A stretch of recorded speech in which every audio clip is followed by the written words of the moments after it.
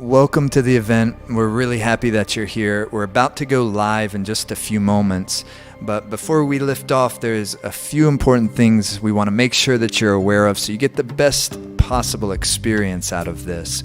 First of all, the sound current is supremely important to us, the musical experience. So if possible, we really encourage you to use good speakers or headphones to experience the class with. Second, if you have any pre-existing injuries, please take care of yourself, modify as you need to. Don't risk exacerbating an injury because of a yoga exercise. If you have any pre-existing medical conditions and you're not quite sure if this would be good for you, please consult with your primary healthcare practitioner and make sure it's the right thing for you. Also, make yourself relatively comfortable. You can use a cushion, and in fact, we encourage you in our seated positions, meditation practices, to use a cushion. It helps lift the heart up, keep the spine straight, and it's more ideal for the flow of energy in the body and for the meditation experience. You can even be sitting in a chair with feet flat on the floor for those of you that are unable to sit in a meditative sitting posture on the floor. Just use a chair, and for many of the exercises, that will work perfectly fine. And then lastly, if you're having any problems with the video streaming, try refreshing the page, or if you see a gear icon on the video, adjust your resolution. If you're new to this type of thing, just take care of yourself. If there's something that you don't quite understand, I wouldn't worry about it too much. Everything that needs to click will click after a few times of trying it out. Enjoy the experience. We're about to get started in just a moment.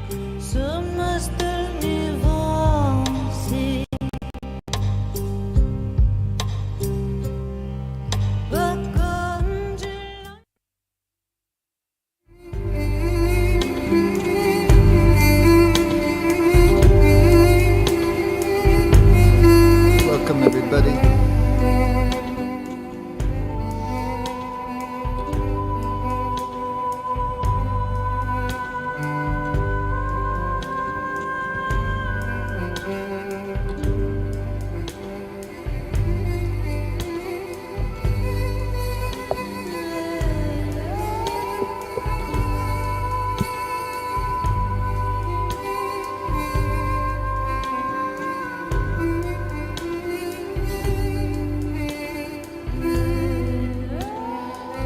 Okay, happy full moon. Welcome. Always nice to be here with you. Nice to be back into the studio.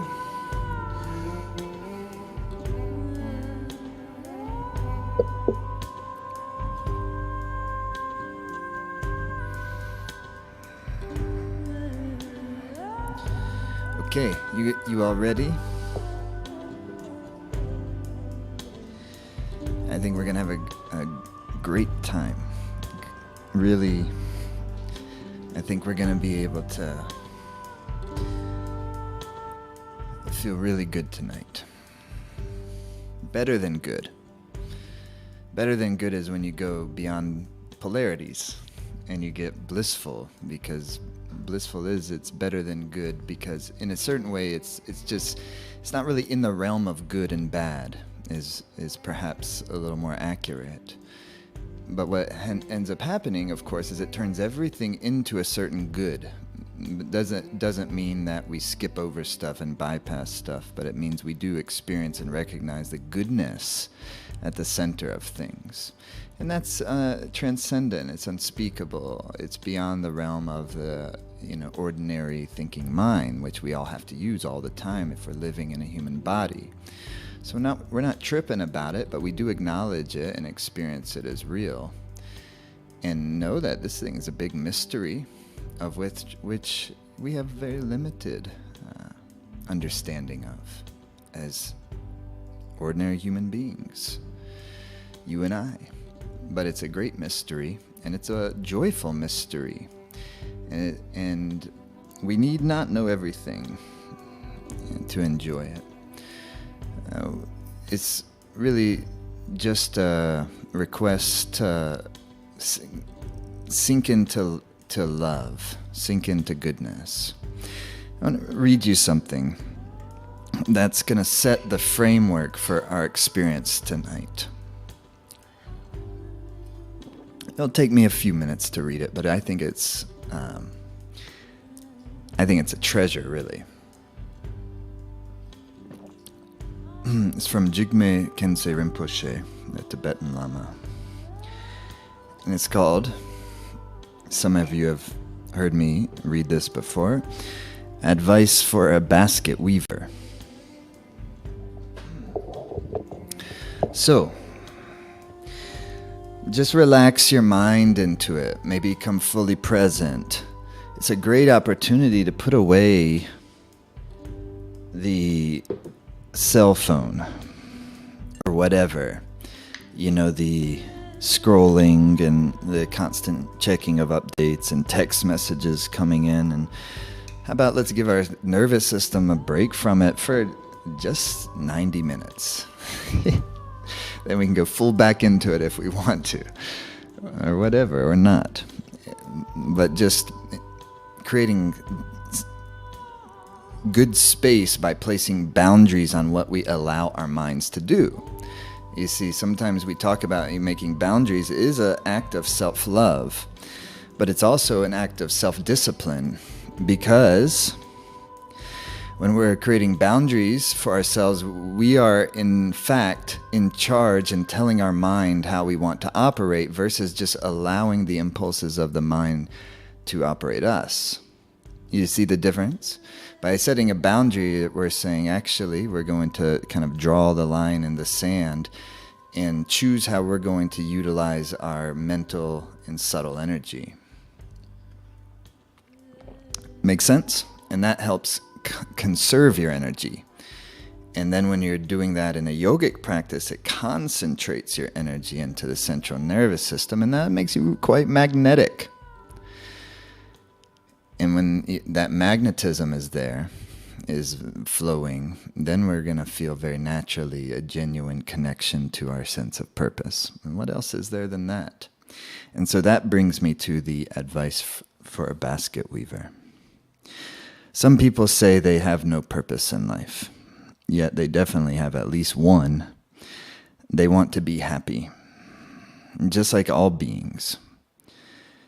So all of us share that purpose. We all want to be happy. This feeling is the basic and fundamental sign that we have a potential within us, a richness to be exploited. Again, some people say they have no purpose in life, yet they definitely have at least one. They want to be happy, just like all beings. We all want to be happy. The feeling is the basic and fundamental sign that we have a potential within us, a richness to be exploited. There's no religion in that. No one deep down inside really wants to suffer. This is just a reality. Even if a masochist says he likes to suffer, it's only because it gives him pleasure. To feel responsible for our loved ones is commendable. To feel responsible for our loved ones is commendable. But we have the ability to open our mind and accept the responsibility for infinite beings. Why limit our deep sense of tenderness to a few people when we can extend it to all beings?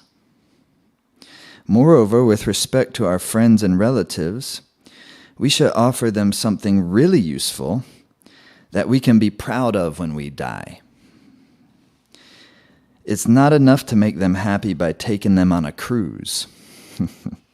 For example, have you ever taken anyone on a cruise? I've gone on a cruise once, and I think that's my final cruise. I was I think like 13 years old, and it was cool. Cruises are really getting like a beating in this Life Force Academy class right now. It is not enough to make them happy. Back to the point. With respect to our friends and relatives, we can be with respect to our friends and relatives. It's not enough to make them happy by taking them on a cruise, for example. What would that really do for them? If they have a problem, it might entertain them for a while, But in most cases, they will take their problems with them on that ship wherever you take them. Yep, 100%. If they have a broken heart, if their boyfriend or girlfriend has left them, or if someone has upset them, they will go over and over their bitterness on that ship, and it will still be there after the cruise has ended. We have much better things to do. How's he say it? We have much better things to do to help those around us. With that being said, you would get to go out on the deck, and you would lay on the lounge chair, and you would be relaxed, and you're in the middle of the ocean, and there's Mama Ocean, and it would help with it, though, wouldn't it? That cruise would be kind of nice. But the point being is clear, right? The point is clear. Think about it. What would we like to pass on to our children? This is what I love. A good image of ourselves so they see us being better than we really are. What's the point? Or material goods? That would be handing them a heap of problems. True enough, they'll squabble over that wealth after we die. And even if we share it with them in our lifetime, some of them will think themselves hard done by and envy what the others have received. So true. This is human nature, isn't it? Your cousins. If you made a lot of material wealth, that's why Christopher Wallace, the great American poet, mo money, mo problems. He wasn't speaking out of just, it's real. This is what he's experienced. All he has a whole bunch of money. Grew up with nothing. Now a ton of money. Oh, money has a weight to it. So it's not that we're just leaving something useful. It's useful, but it's also has a weight to it, and it's an energy. Money is energy. Everything is energy. So money can both be very helpful and money can be very destructive. Is just the context of how that monetary energy is impacting us, and we are utilizing it. So what's the point in material goods? That would handing them a heap of problems. They'll squabble over our wealth. We went through that. They can get material comfort by other means, by working, for example. Our presence, whether we like it or not, they'll be separated from us when we die. And that time, their grief will not bring us back to life and will do them no good. But we could also leave them an inspiration, a vision that is meaningful, and that can give them confidence in every moment of their lives. We could leave them an inspiration, a vision that is meaningful, and that can give them confidence in every moment of their lives. Now that's valuable. Of course, to be able to do that, we need to get some confidence ourselves, to develop an inner certainty. It is obvious that this feeling can only come from our own mind. So it's high time we did something about it. Since we were born, we have let our mind do what it likes like a spoiled child, and we have to admit that nothing really positive has come of it. To take control of it is indispensable. This is why we do yoga. You have power of the prana, it will give you power of your mind. When you have that type of power of the mind, meaning there's enough energy of content, santok, and there's a much centeredness, which will give the contentment of the mind and the intuitive energy of the pituitary, the psyche, the third chakra, the sixth chakra, third eye. When all of that is taking place, now the mind is no longer dominating us, and so then we have the ability to give the mind good disciplines by not allowing it to do the things that make us quite miserable.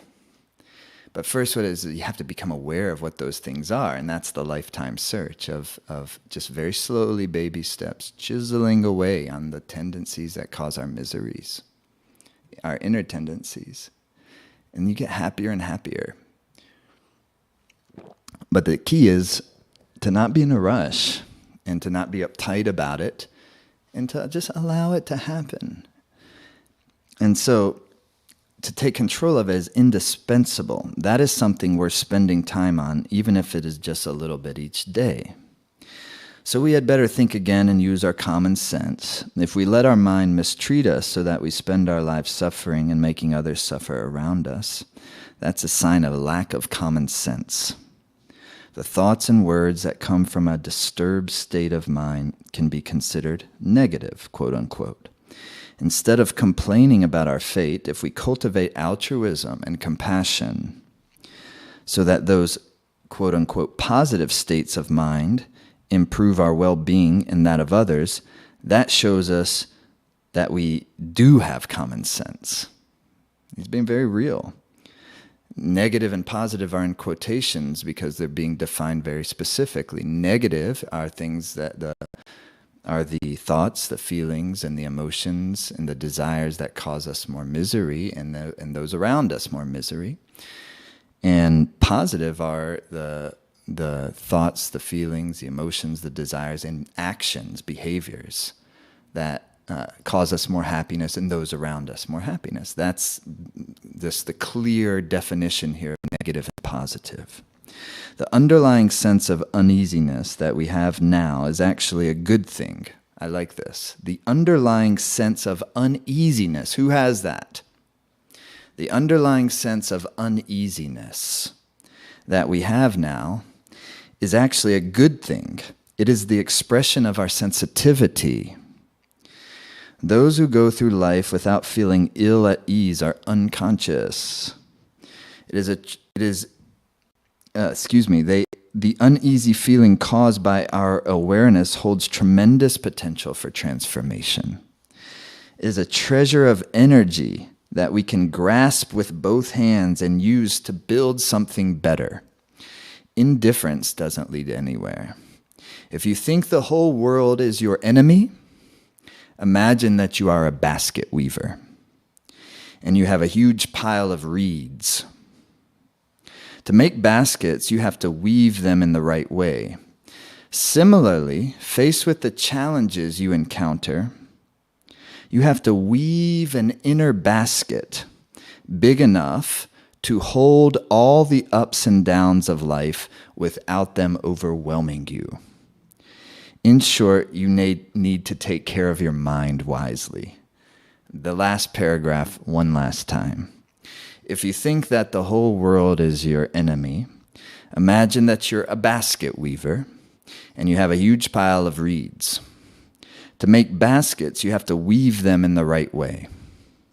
Similarly, faced with the challenges you encounter, you have to weave an inner basket big enough to hold all the ups and downs of life without them overwhelming you. In short, you need to take care of your mind wisely. Fantastic. This is Tantra. I always say this is maybe what, for me, the best kind of description or explanation of Tantra that I've ever heard. Because it's one of those things you can't really quite describe, but one of the meanings of Tantra is to weave. And then you start, this is called advice for a basket weaver. By the time you get that, you forgot you were listening to advice from a basket weaver. And then it emerges out of it. So there's an artistry to the delivery of it, which I think helps quite a bit when you're endeavoring to enjoy the Dharma, to enjoy the yoga. So that is our landscape for us to move and to practice and to take care of ourselves and to uplift ourselves and to just to tune in to what is really good in life, our inner energy, the intelligence and the beauty of creation, the mystery, the majesty of it. What is going on here?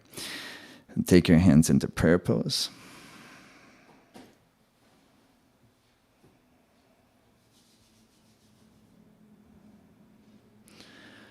Namo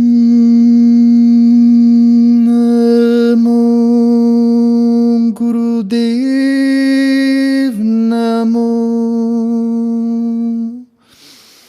Namo Gurudev Namo.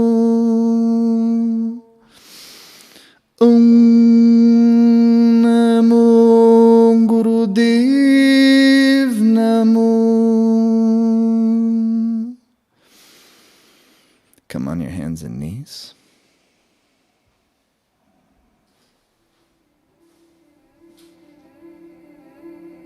In cat-cow, inhaling, your head is coming up.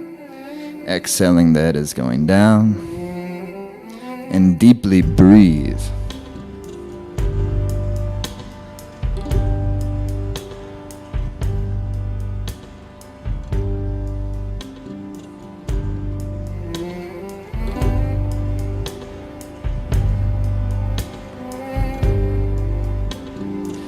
And go your own pace, take your time, and just gently begin to make the spine nice and supple and to let the prana flow.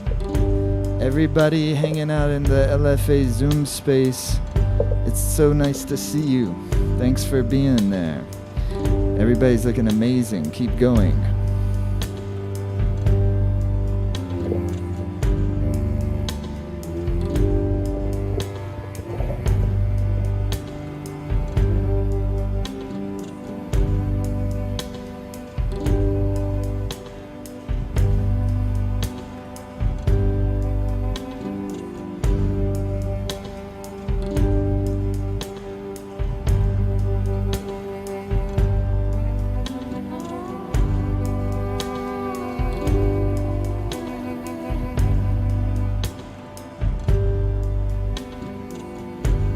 Could you breathe deeper, please?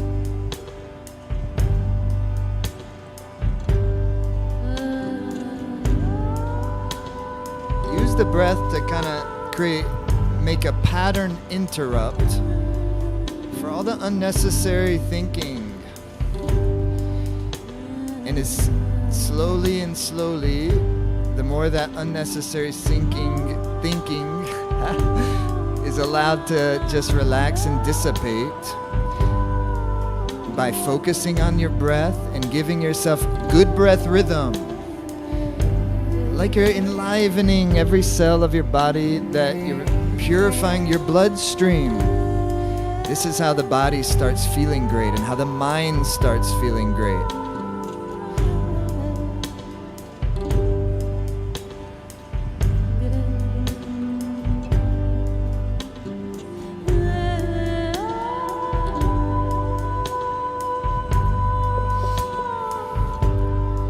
Okay, inhale, please. Exhale, head down. Come back to sitting easy pose, please.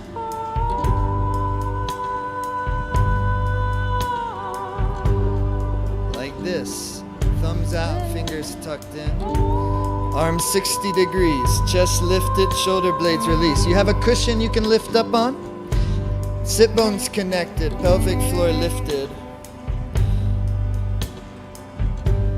Release the shoulder blades down your back. Elongate through your arms. Then you'll close your eyes and inhale deeply. And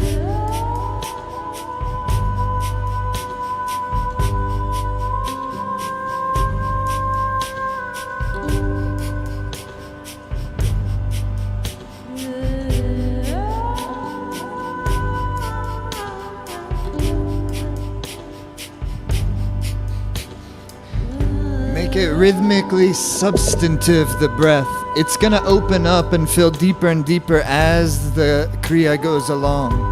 It's a 3-minute affair, of which about 30 seconds has gone by. Try to relax the gaze where the root of the nose meets your skull bone. And try to relax your mind and your face. And dwell in the third eye. And then enjoy the rhythm and go...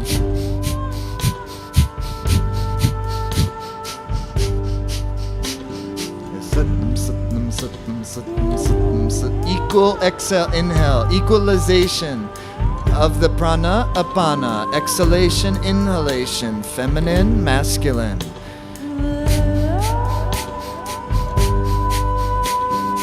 Positive, negative.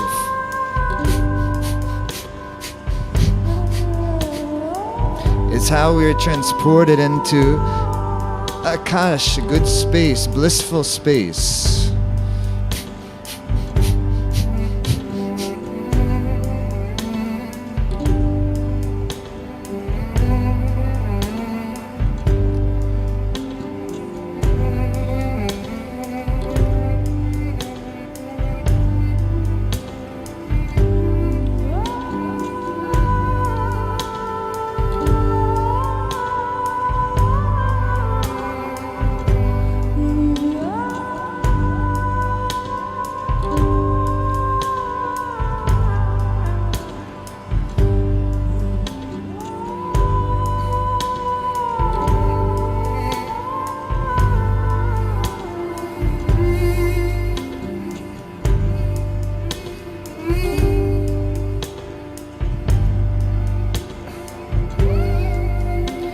boy, I quit counting. I don't even know how many minutes we're going, but so far so good. Keep going. Just relax into it. Don't worry about when it's going to end. To the best of your ability. Maybe it's really tough to keep your arms up, but see if you can just try to relax into it, knowing it's not very long, and utilize the experience by allowing your life force, prana, to adjust via the pressure of the kriya. Try the third eye gaze. 15 seconds.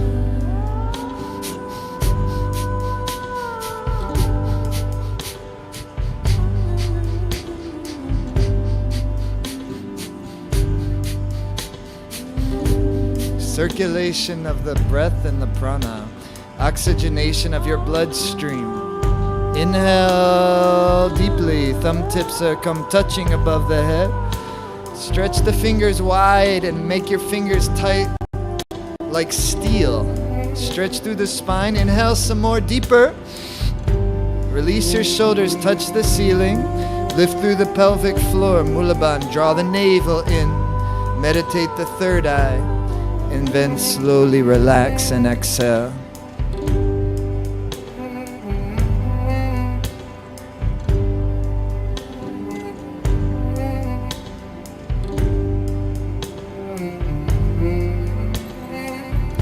Gyan Mudra. Press your shoulder blades back like you're going to make them touching. Like this. Like try to make your shoulder blades touching. Upper arms against your body as close as you can. Pelvic floor lifted.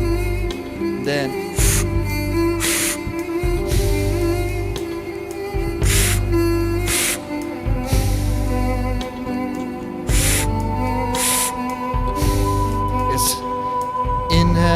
inhale, exhale.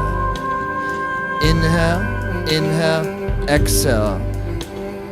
In, exhale. In is through the O mouth. Then exhale is through the nose. Keep going.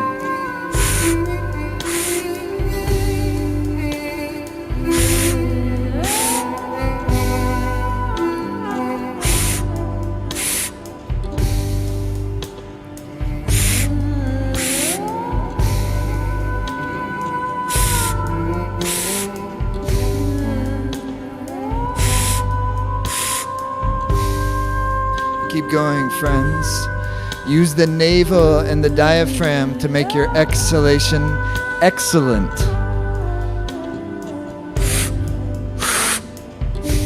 With the rhythm. It's called Trinity breath. Relax your gaze into the third eye.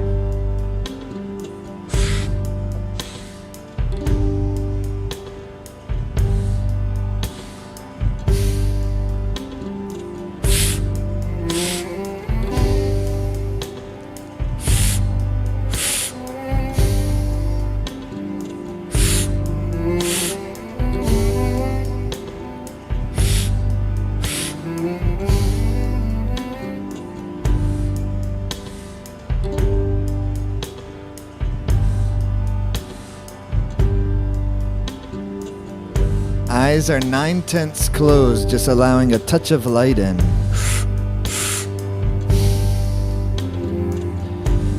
It's a difficult exercise, but use your diaphragm and breathe those 2 strokes really powerfully to open up any clogged energies. Use your breath to help your pituitary. Pituitary is at the base of the nose. It has to adjust. Give it a chance. It's just doing it. Practicing, not perfection. It gives you an inner strength.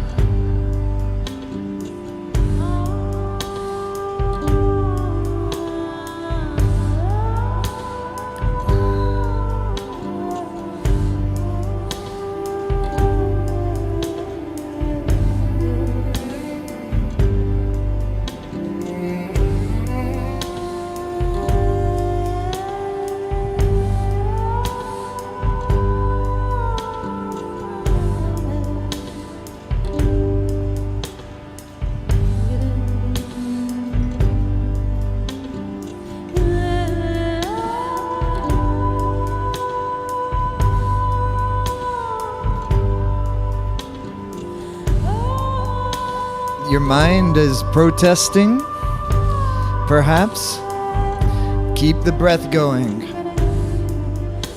It's almost over, so focus. Be present with it while it's still here.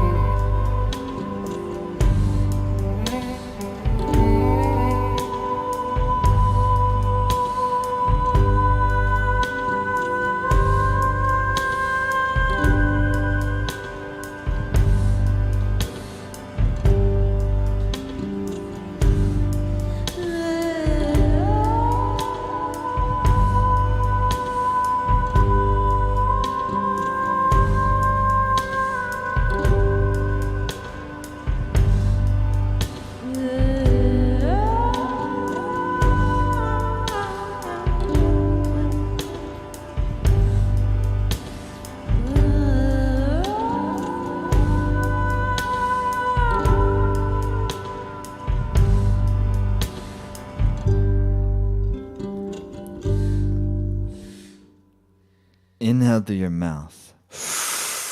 Press your palms into prayer pose, center of your chest, and full strength. Press against your palms with everything. Lift up your pelvic floor. And then exhale. And then one more like this. Press your palms so that they'll shake if you really go for it. Bring it out, the inner energy. Exhale. Okay, this time inhale deeply. Stretch your hands out. Stretch and create space in your spine. Make your fingers wide and tight. Release the shoulders. Feel in your spine. Stretch. Stretch it, please. And then relax. Very good. That was fantastic. Famous Kriya from the Life Force Academy's Kundalini training. Just playing. It's a simple little Kriya that I've used for years and years and years and years. And it's just helpful. That's what these things are. They're helpful. And you put them in your toolkit, and then you use them whenever you want to use them. It's not a big deal, you know. Doesn't have to be sensationalized. That's why I'm excited of teaching this new Kundalini course, because I think there is like a new life here, particularly with Kundalini Yoga, but with life in general. And so I think it's really high time to learn this stuff in a fresh, inspired way, myself included. I'm not coming in like I already know the fundamentals. I'm going into it to explore it with you and to refine myself. And that's what I think makes learning something good and learning something in a course good, is when there's a living energy in it. There's an aliveness that then we can all feel and work with and enjoy and experience and grow through. And so, anyhow, this is a simple little. Kundalini Yoga, on one hand, it's tremendously profound.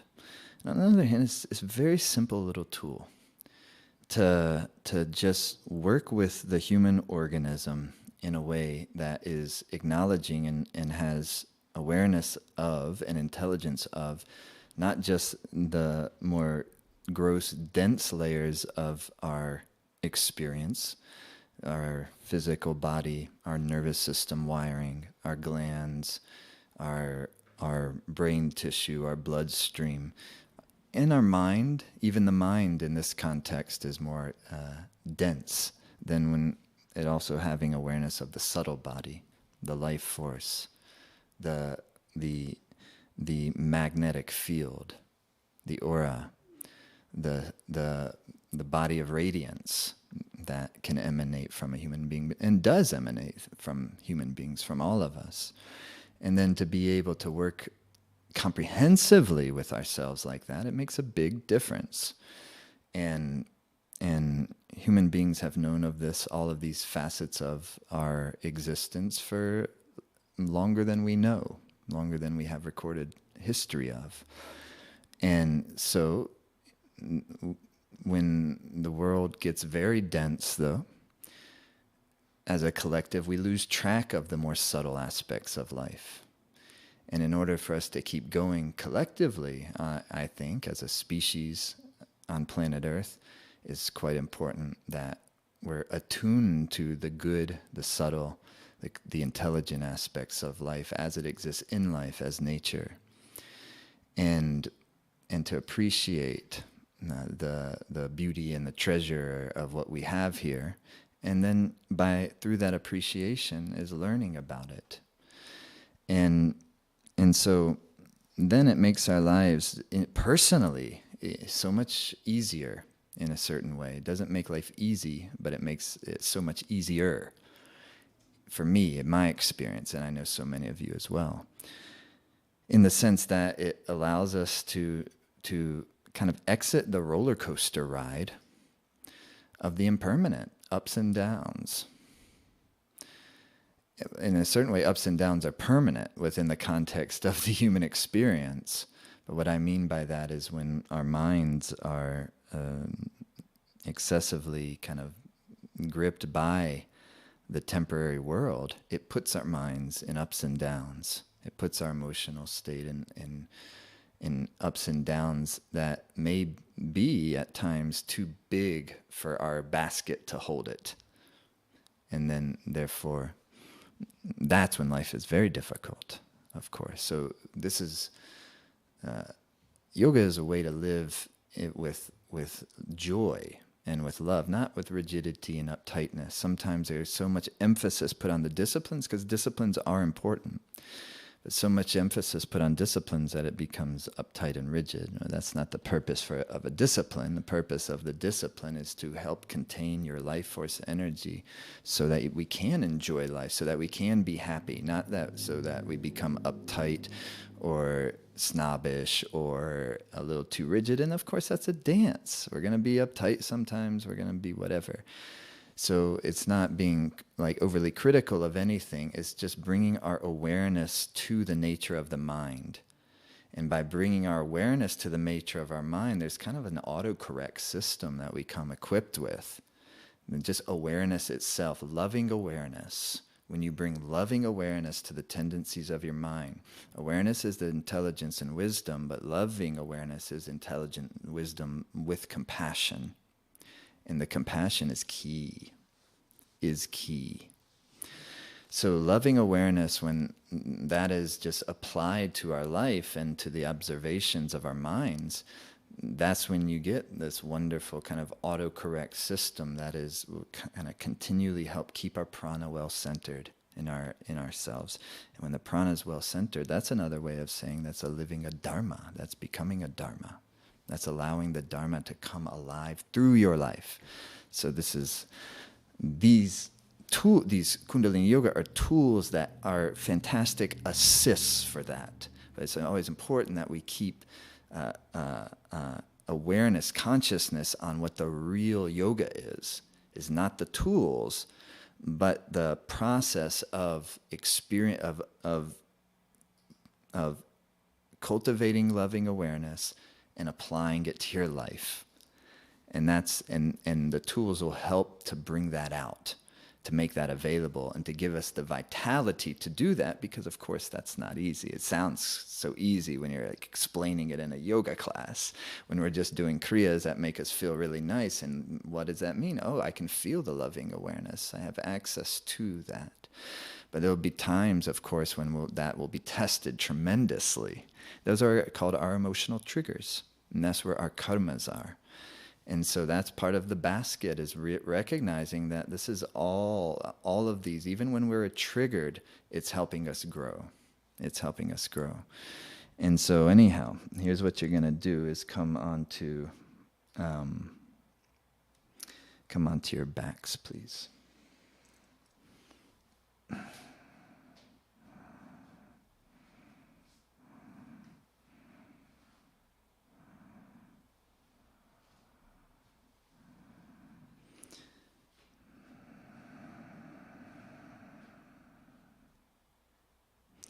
Okay, and feet together. Inhale deeply.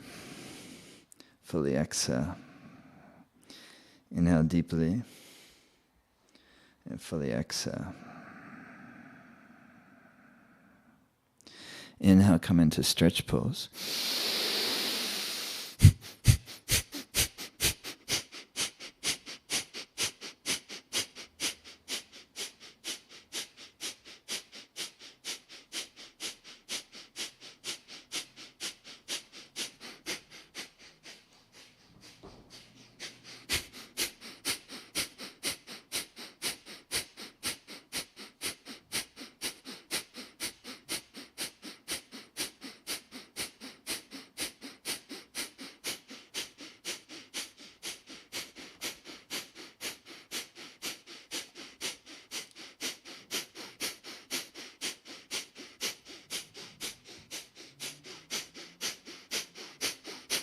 Inhale, please.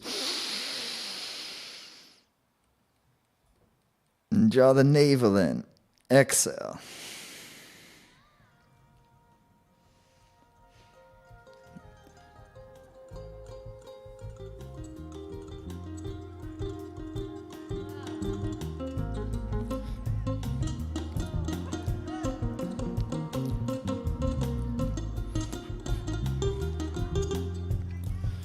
Hug the knees to your chest.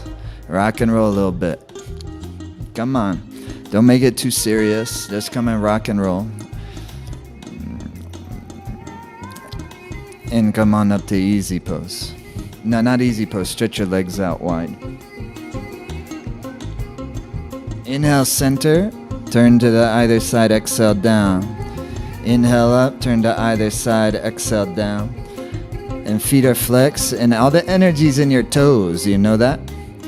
And then you can fill your body up with a good breath. Open the heart on every inhalation. It's just energetically, there's an energetic reality to your heart. Your heart chakra is the energetic reality, center of the chest. And it need not be mental, it can be very physical, of lifting your life force up into your heart center with every inhalation. Use the prana, use the lifting of the pelvic floor, engaging of the legs on every inhalation. Keep going.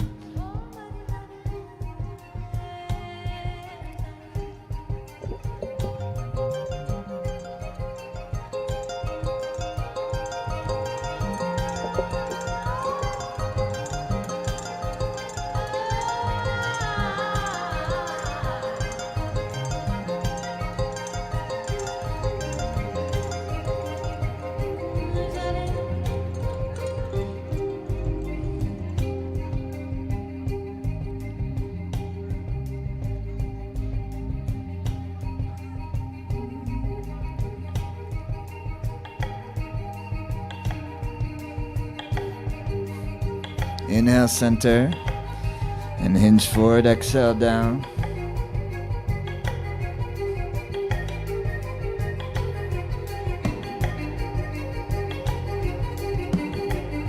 And come onto your backs, please. O-shaped mouth, feet together, feet flexed. O-shaped mouth, hands by the side, palms facing down. If it strains your low back, you can put your hands under your butt, palms facing down. Or in fists, palms side down.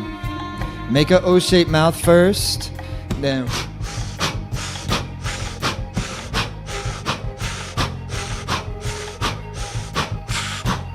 deep, deep, substantive.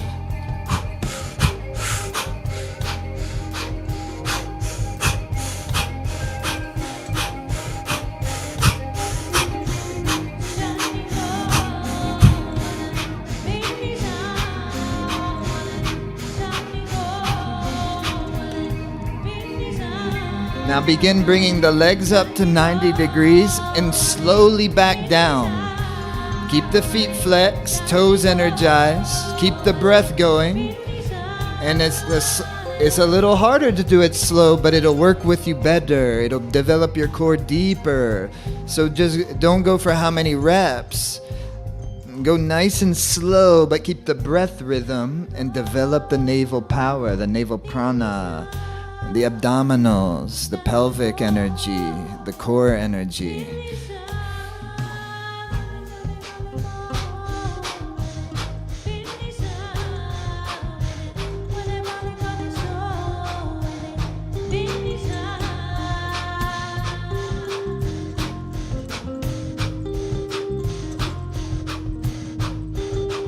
If you're on your moon cycle, ladies, or pregnant, just do long, deep breaths through the mouth, lying on your back with a puckered O-shaped mouth without the leg movement.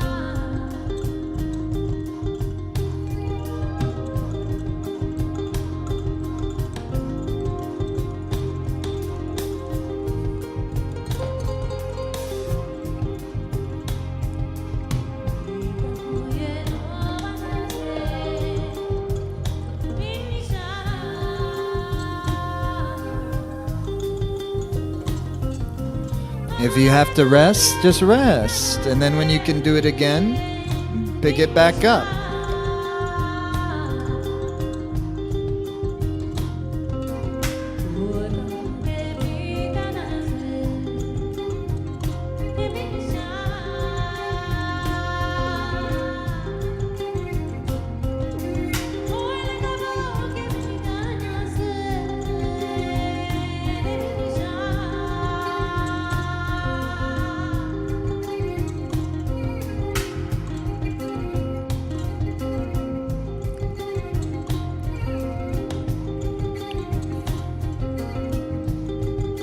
Okay, now inhale deep and bring the legs up 90 degrees. Flex the feet.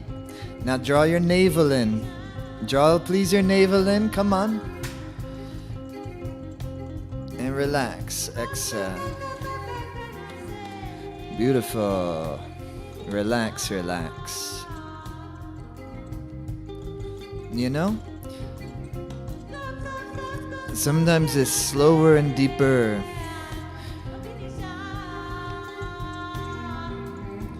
Is where you can really build vitality.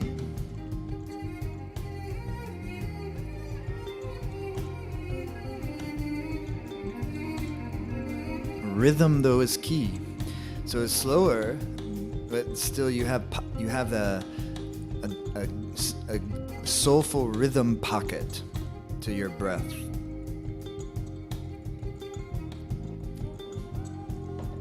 You can say breathe fast. You can say breathe slow. You can say breathe deep. But if you can say breathe soulfully, breathe with some groove. That is a language of our hearts.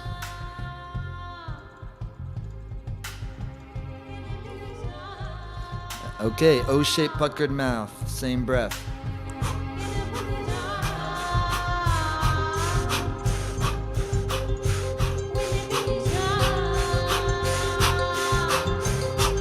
Breath rhythm.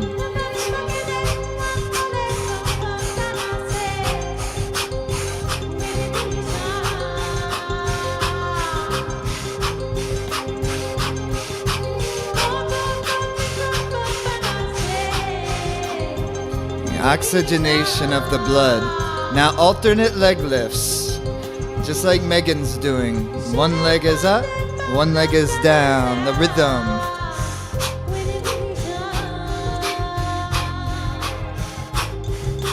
Keep the chin a little in. Chin tucked in.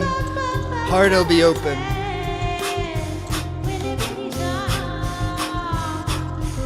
It's perfect. Keep going.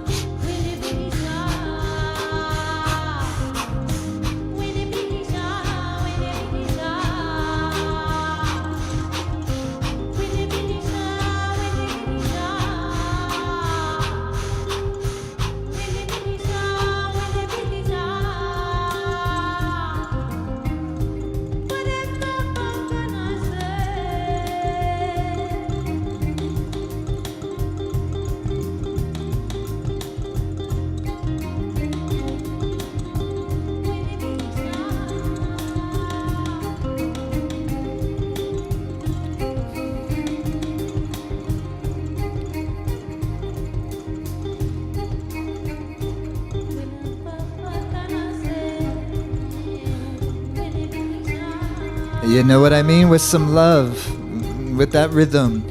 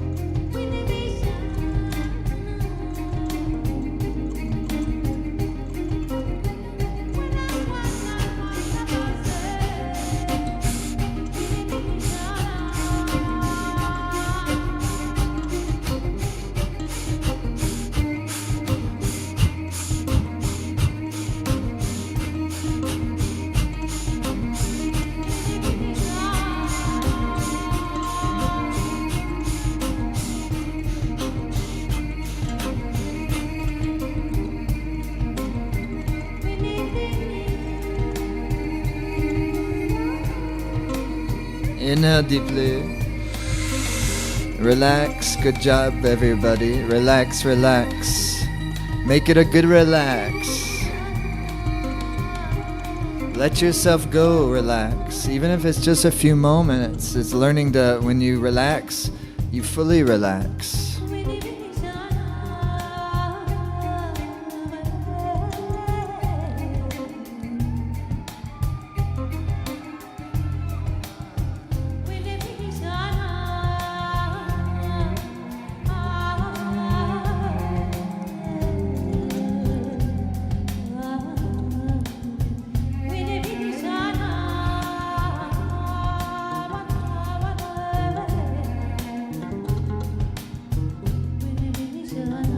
Okay, hug your knees to your chest.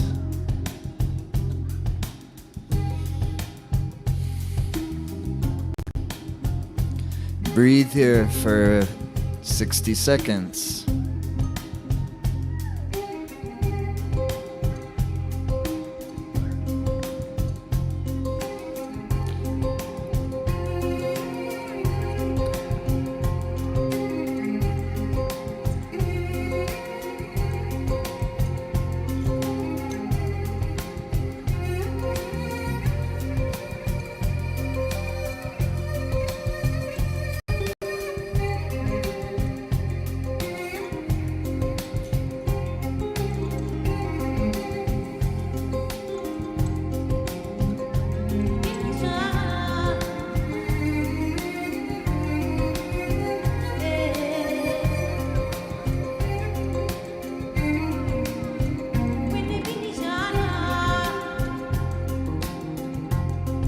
Hug the knees and rock and roll.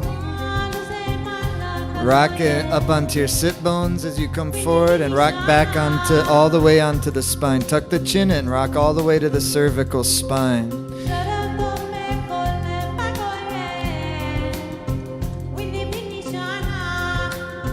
Loosen it up and just rock. Let the momentum do it for you.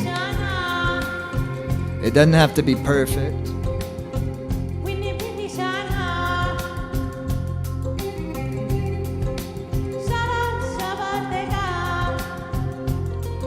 Rock up onto your hands and knees in one perfect motion.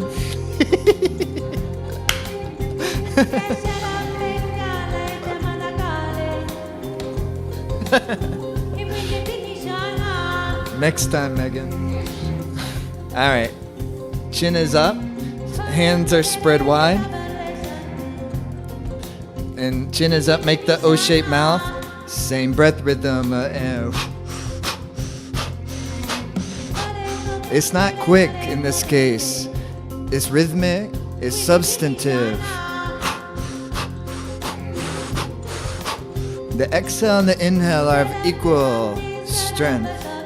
And then your right leg will come out and the right knee back down. And the left leg will come out and the left knee back down. And you start to make it dance. Just do your own thing.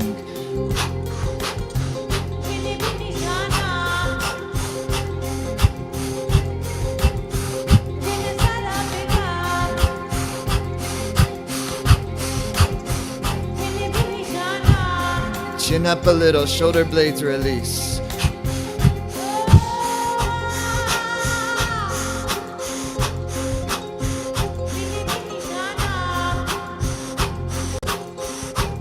Open up the pelvis. It'll open up the prana of the pelvis. It'll balance the pelvis and help the body feel great and help the spine elongate tall, helps hold the heart up high. Keep it going.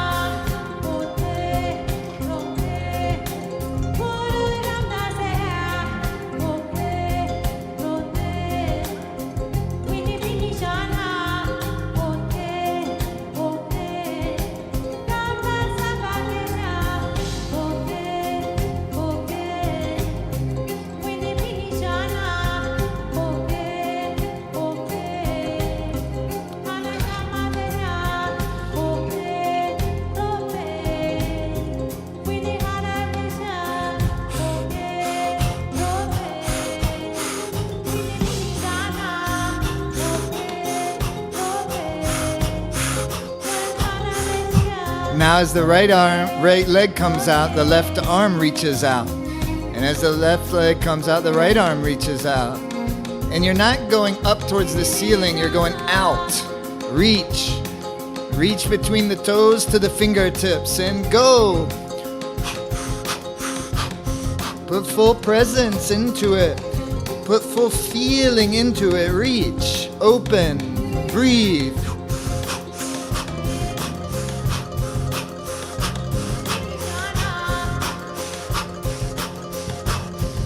Make it a communication.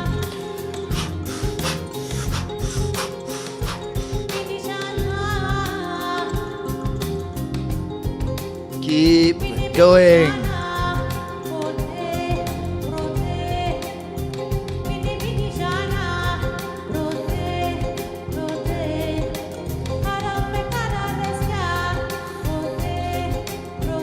I hope you all have your sound systems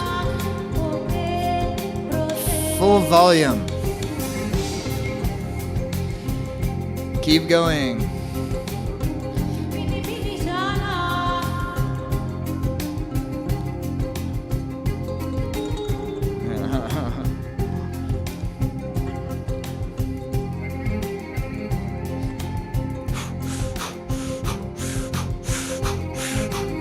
It balances this exercise.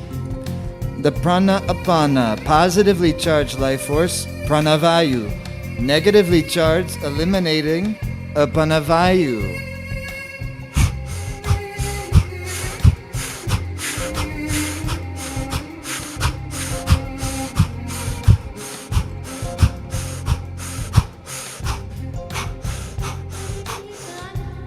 That's fantastic. Inhale deep through the mouth. And exhale, relax into child's pose. But this time with your arms by your side, palms facing up. Baby pose.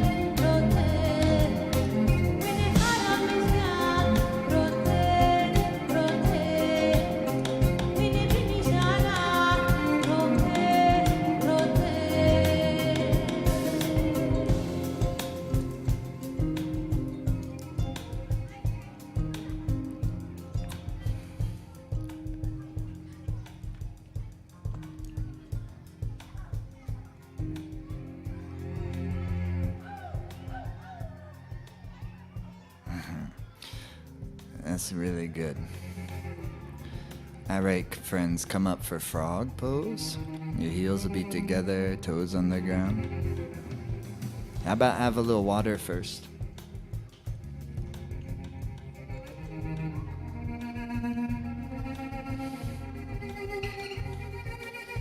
I'm equipped to demonstrate the water.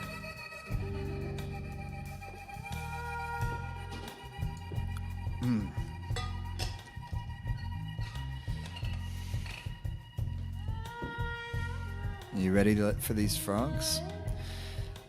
The thing though for today, no more than 108.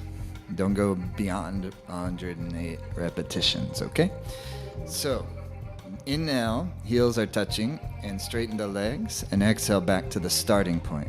They're touching if possible, as much as possible, just in the direction of it, what you can do.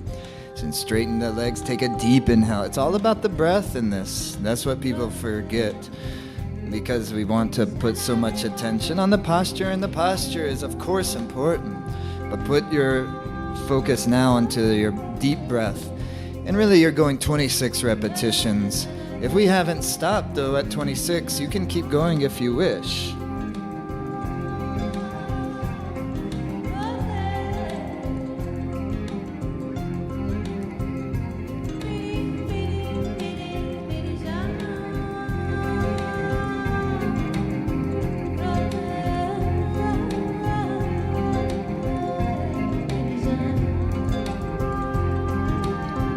Deeper breath, please.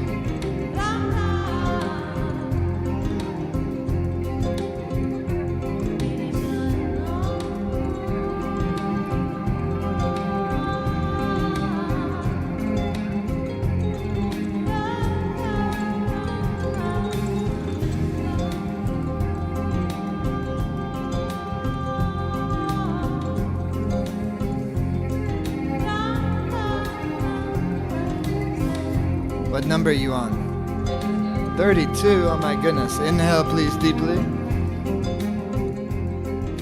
And relax. Beautiful job, everybody. Have a little more water, come into a meditation position.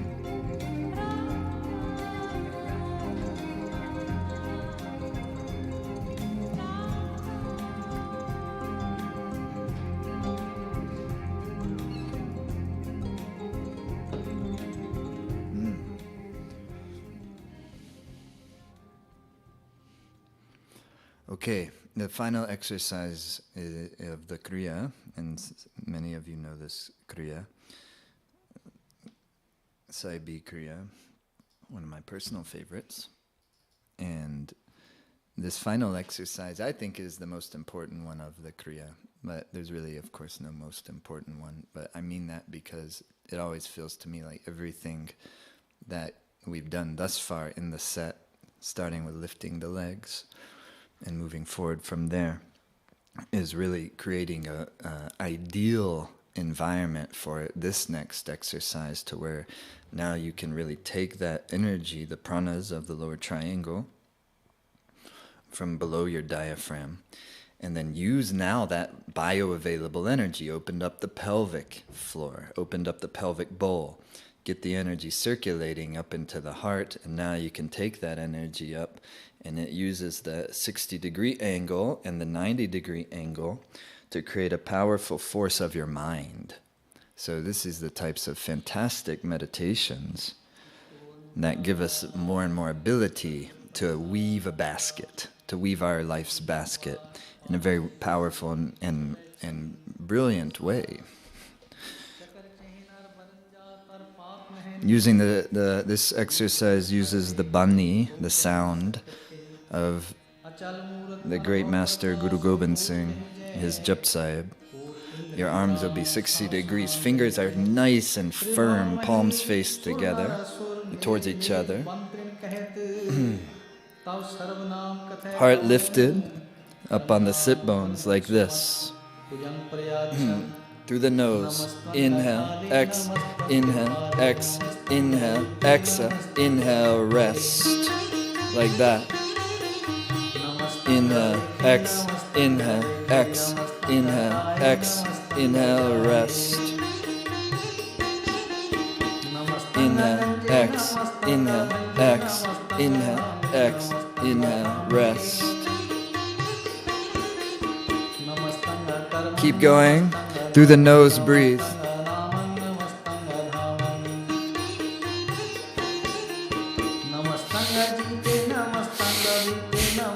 Keep the two things I recommend to keep track of is the firmness of your fingers and the depth, precision of the breath. But then once you have those kind of Saturnian aspects engaged, then bring in the spirit and uplift your heart and bring in the joy and feel the good spirit of life. You can feel it in even, this is what in the Punjab they'll call Cherdikala, and you can feel it in their music, you can hear it in their language, in their hearts. And we can bring that, it means elevated spirit, lifted spirit. The lifted spirit that is kind of dwelling in the bliss of life. It's fearless, it's revengeless. It needs nothing. Breathe.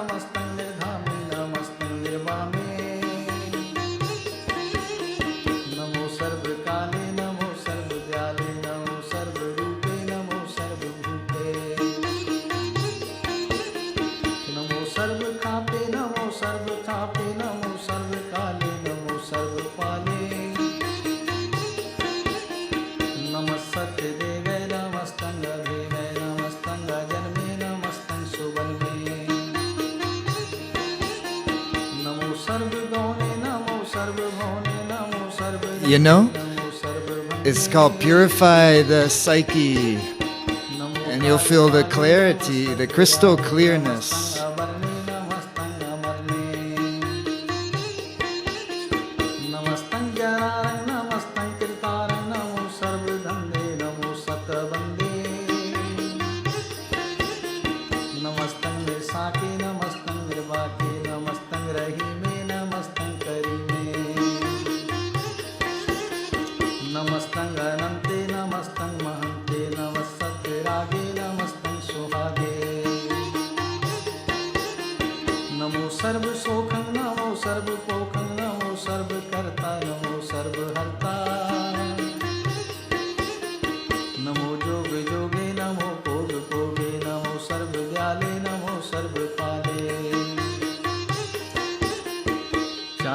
Inhale deeply, hands up 90 degrees, fingers firm.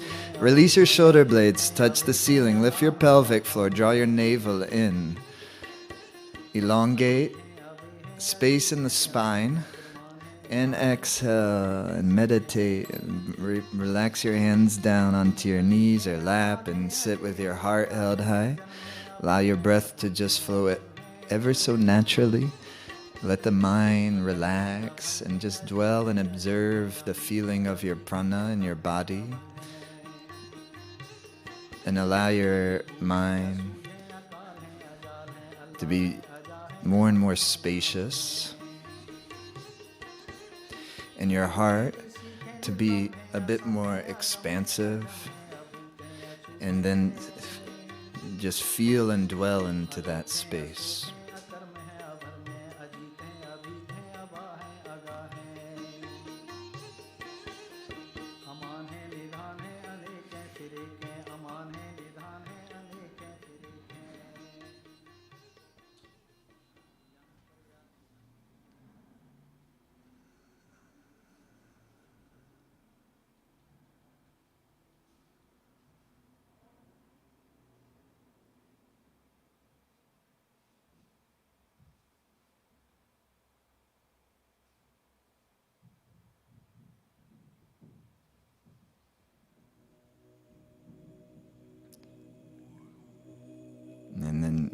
maintain this kind of meditative feel, an awareness of loving awareness, and very mindfully bring your loving awareness to your body by just feeling and putting your attention there, and just allowing the loving awareness itself to be the healing energy. Nothing else needed.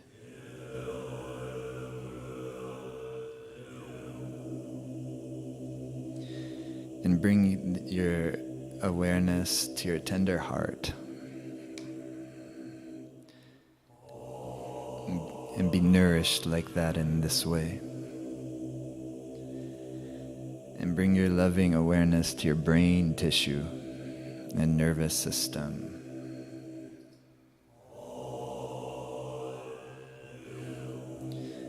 And to your muscles and to your bones.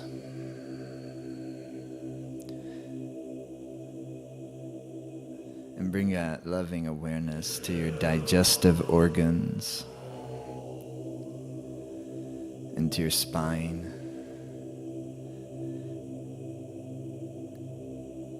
And to the pranic chakra system,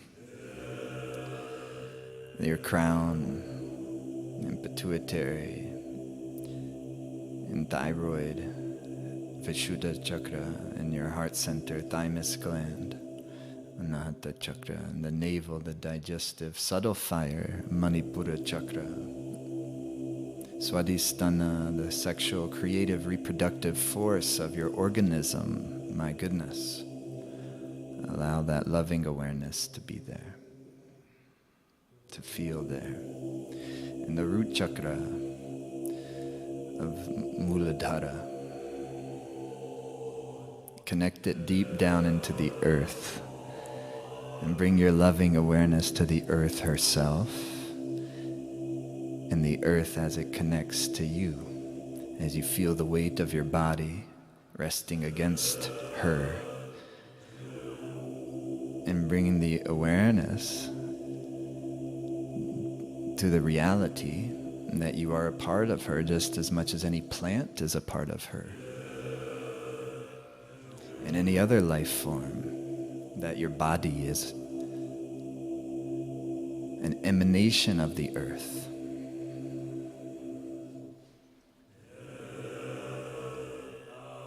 And then maintain this awareness as you bring yourself into your backs, into relaxation.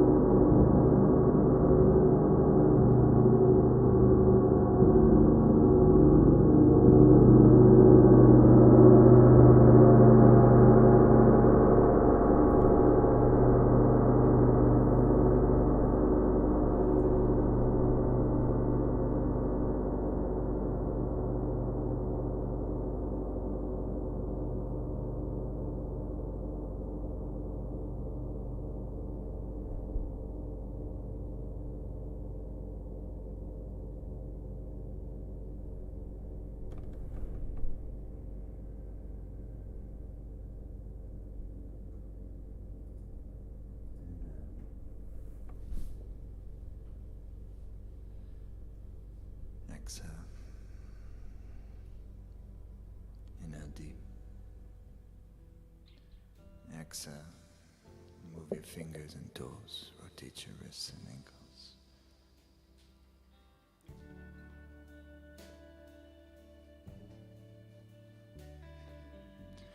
Rub the palms, rub the soles of your feet.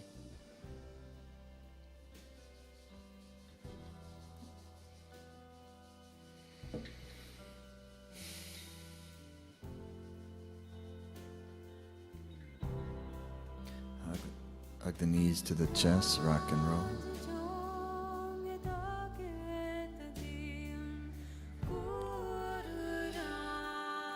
And come easy pose. And take your right hand, index finger out. Rest of the hand in like a fist with your thumb out. Same thing with your left hand. Right hand faces away from you, the height of your brow point.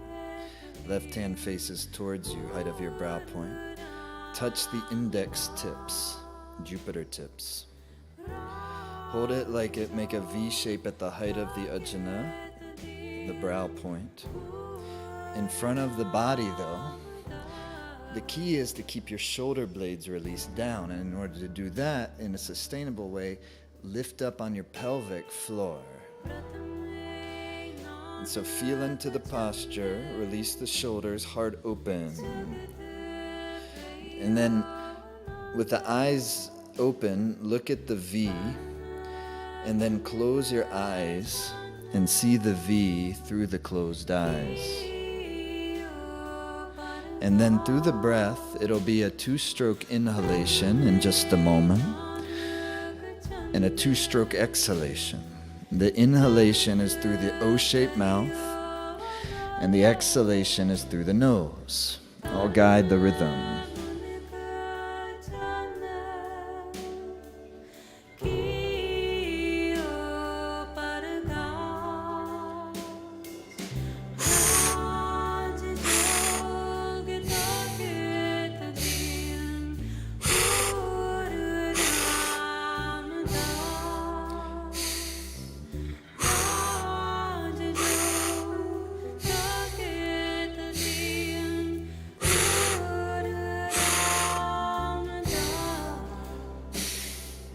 Sat Nam, Sat Nam.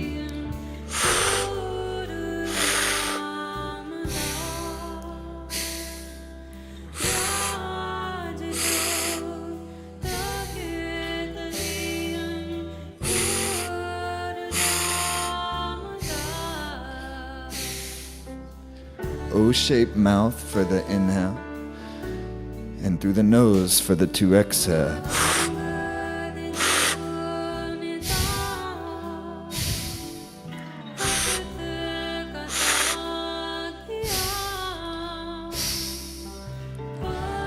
Enjoy. When you go spacey, anchor yourself back into see the V of the fingers.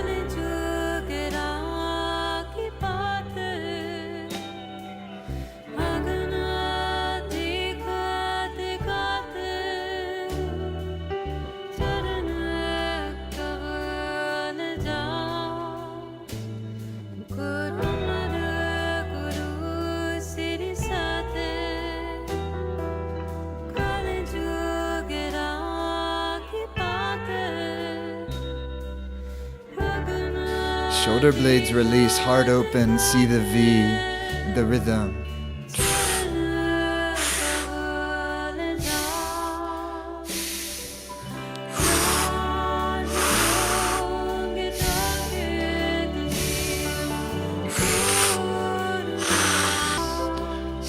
Get as much air in and as much air out as possible within the timed rhythm.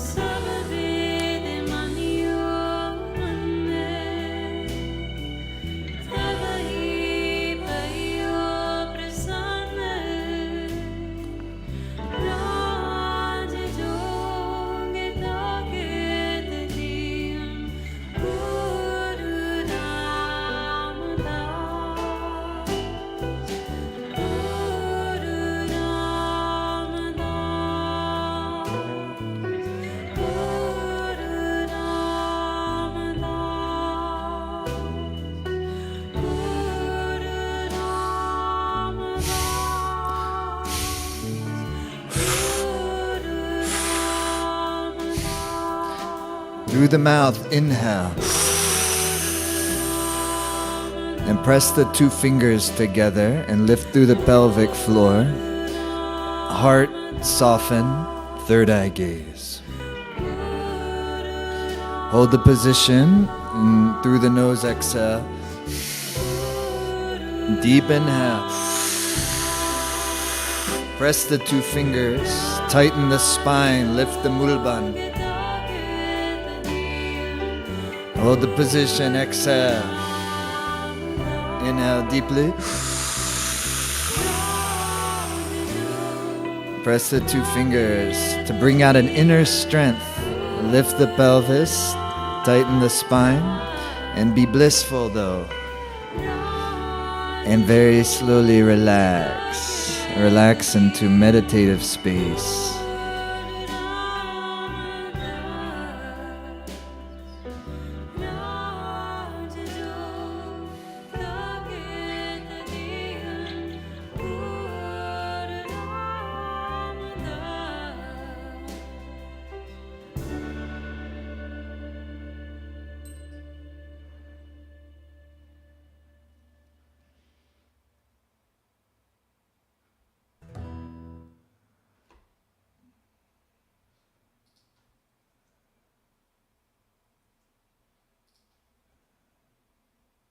Take your hands, prayer pose, please.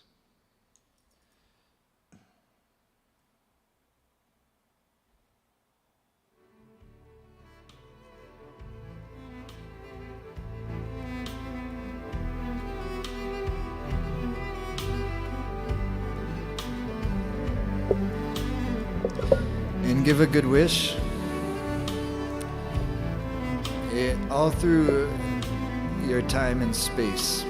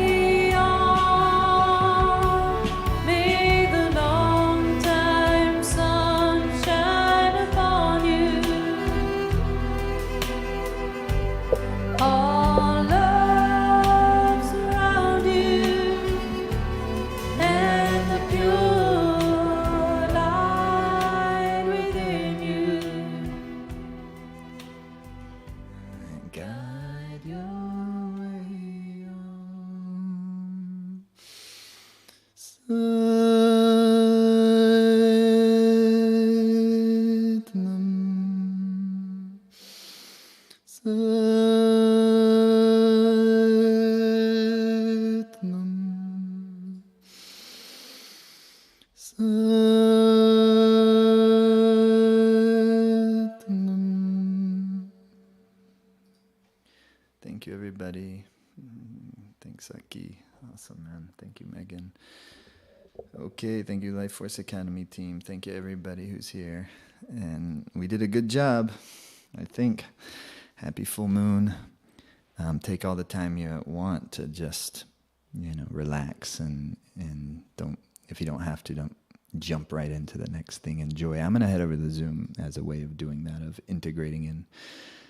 And we'll look at some astrology for a few minutes and say hi. And Monday we'll be back in Life Force Academy. We'll be live from downtown Nevada City over at Elixard on Monday again.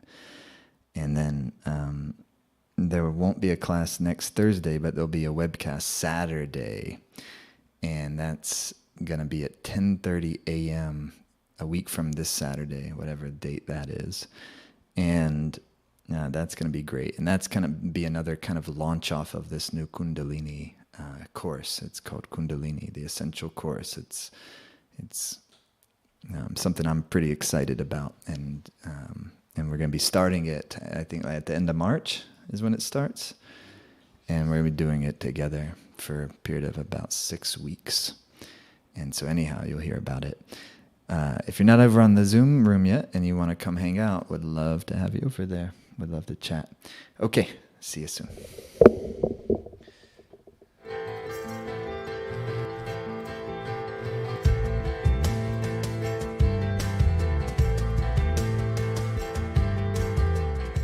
But you're wired somehow.